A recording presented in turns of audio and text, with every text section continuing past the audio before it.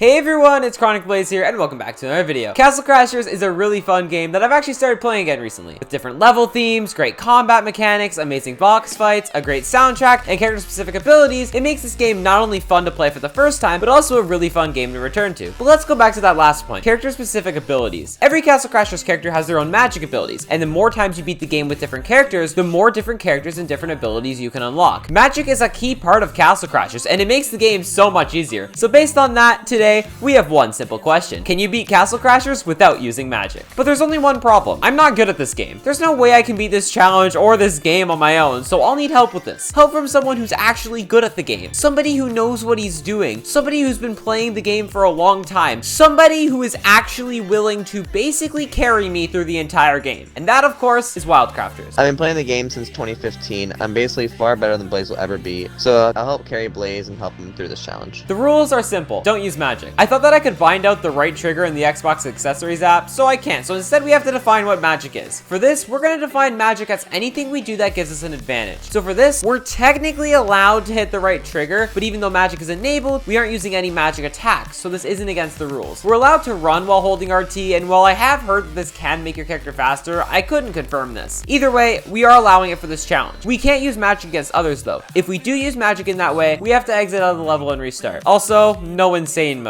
I mean, insane mode is already hard enough since neither of us had beat it on our main characters, so yeah, we're just gonna stick to normal mode for this one. We'll each be starting in with a new character, so I'll be starting out with the Green Knight, and WildCrafters will be starting out with the Red Knight. Since we can't use magic, we're basically limited to only melee and bow attacks. I'm expecting this to be really difficult, so without any further interruption, let's get into it. The first few levels were pretty easy, given that we usually melee through them whenever we play them, which is why I would have said if the Barbarian boss wasn't actually somewhat difficult. I'm used to hitting this guy 5 times with magic, but you know, we can't do that anymore. So this fight was actually more difficult this time. Thankfully, the forest entrance was super easy, and I just want to say, let's appreciate this great song in the background. Thanks to Waterflame for this one. Besides the Barbarian boss, everything else before the Thieves Forest was easy, and that level was easy as well. At least the Fuzzy boss wasn't like how it is in Insane mode, because that thing is pretty difficult in Insane mode. Rapid Ride and Catfish were a bit annoying and would have been way easier with magic, but it wasn't too bad, although I did die here. See why WildCrafters needs to carry me now? The first more difficult level came in the tall grass field. The mid-boss here was fairly annoying to deal with. The same could be said about the big guys, but I particularly attribute this to WildCrafters being stupid and not getting more than 1 health potion. Other than that, it was fine, and Pipistrello's cave was fine too, but my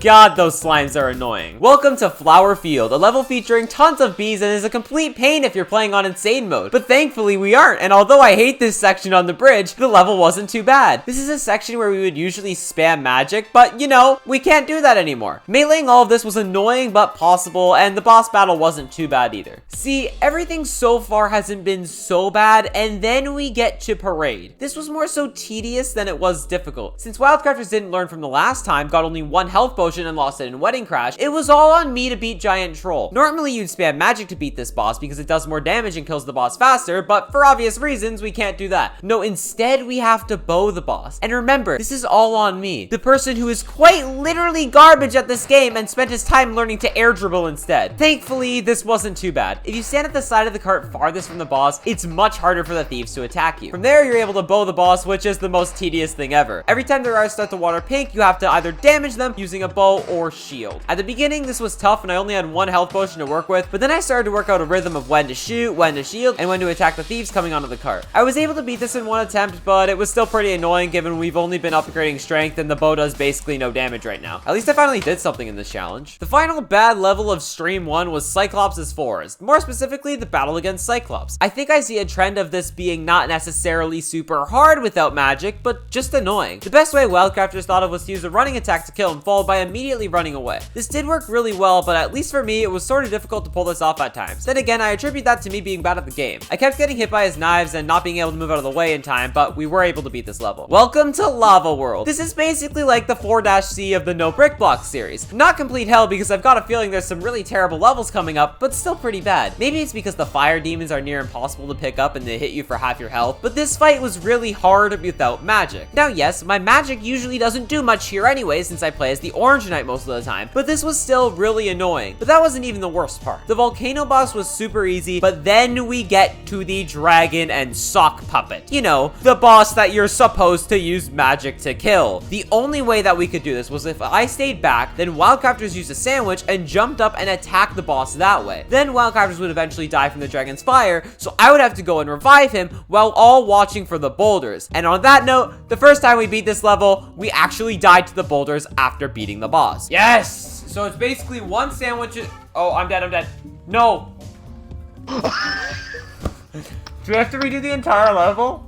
Yes. Why? Screw this game! Screw this game! So we had to go through the whole level again, only to get hit by the boulders a second time. But this time I somehow had a healing potion left, so we were able to complete the level. Thankfully after that, despite the industrial castle being a level of interest, it was relatively easy. We died here once, but it wasn't that bad except for these stupid fingers, damn it. We did figure out how to melee them, but holy crap, these things were annoying to bow. Then we made it through the docks and pirate ship, which were a piece of cake, and that was good because the desert was super annoying. See, you're supposed to use magic to kill the Antilons, but, you know, we can't do that. That leaves us with two options. Bow them or purposely get eaten by the Antilons, get out, melee them, and repeat. Take a guess which one we did. And I feel like I have to mention the scarab. No, not that scarab. This scarab.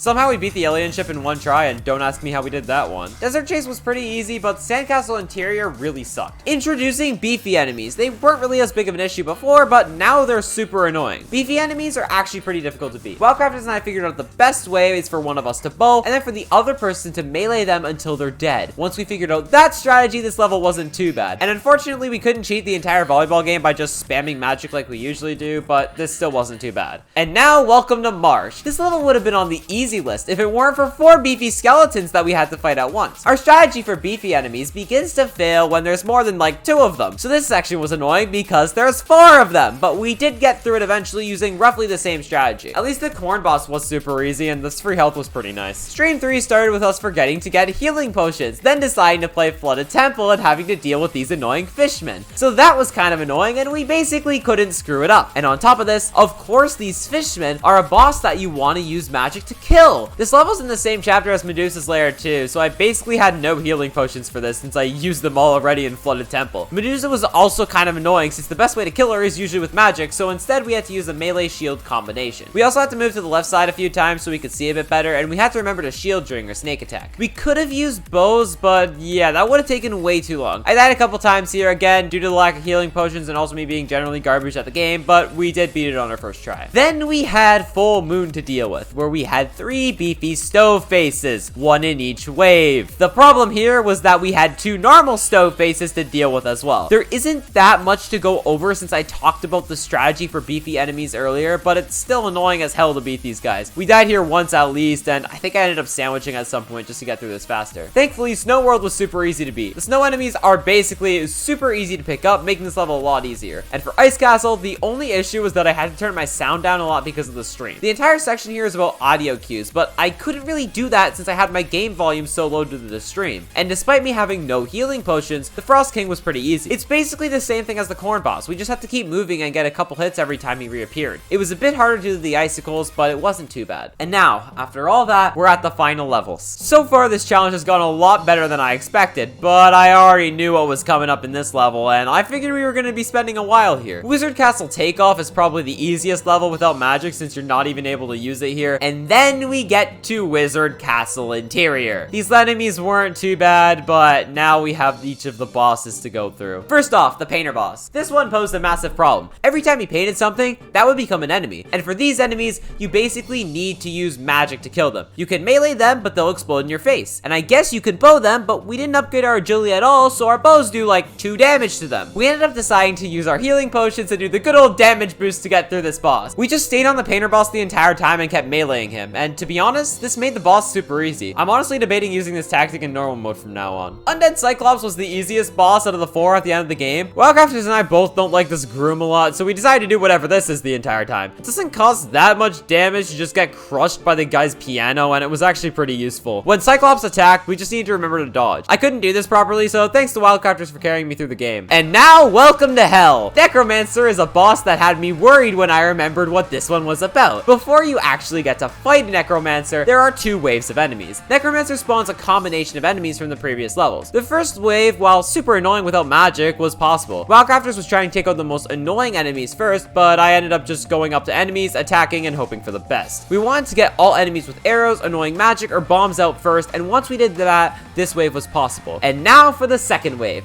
Hopefully this one isn't as bad as the first. And wait, what? There's 4 beefy enemies? Yeah, this was the hardest level we had to complete. It's basically like how 2-4 was in the no brick blocks challenge. Didn't take that long to complete, but was super annoying in the process. Since we couldn't use magic to defeat the beefy enemies and using the bow's stun attack combination we had previously wouldn't work, we had to use a new strategy. After we tried Necromancer once on the healing potions and sandwiches we had left from the previous bosses, we went and stocked up on more healing potions and sandwiches. We didn't need any sandwiches for the first round, but I really don't think we could beat the second round as easily or at all without them. What we had to do was jump, sandwich in midair, and then attack. You could have gone for some of the normal enemies since they can be more annoying, but I honestly found it best to go for some of the beefy ones first. Using the sandwiches, you can do a lot more damage to them and you don't take nearly as much damage per hit. This made the beefy enemies much easier to deal with, but it was costly given the number of sandwiches required. Once our sandwich ran out, we jumped in the air and sandwiched again until all the beefy enemies were dead. We could then defeat the normal enemies by just meleeing, and the 1v1 against Necromancer was pretty straightforward. I'm still surprised that this only took us 2 tries. I still think it was the hardest part of the challenge nonetheless. And now we finally have the final boss, the evil wizard. And this one was actually pretty straightforward. I wouldn't say it was super easy though. The first phase was a piece of cake, but during the second phase, every time there's a blue circle around the evil wizard, you have to use magic to attack him. So we just had to shield and that solved that problem. The fight did take a lot longer though, as we could only attack him when the red ring was around him. This ring meant melee and bows, meaning that we could attack him during this phase. The third phase was just annoying. You can normally use the A magic ability to get up here easier, but since we can't do that, we had to jump and melee instead. I couldn't really do this, so again, thanks to WildCrafters for carrying me through the game. The fourth phase was also very stupid. Remember the dragon and sock puppet from Lava World? Yeah, this is basically the same thing, but with a spider. We had to sandwich up to kill the boss, but thankfully, we not only had enough sandwiches left over from Necromancer, but I also somehow got behind him and was able to finish him off that way. Then the ball phase came back, so we did the same thing, and then we had the final phase. This is where the evil wizard decides to 1v1 us and use his flying meteor attacks. It's basically a cross between the ice boss, the corn boss, and Necromancer's 1v1. What we had to do was when he was on the ground, use our Y attack and get a quick hit on him and repeat the process over and over again. Running and using Y was pretty good for this boss too, and thankfully we probably had some healing potions left over from Necromancer that we could use. It was a really tedious process, but eventually we beat the evil wizard. He's one shot, please.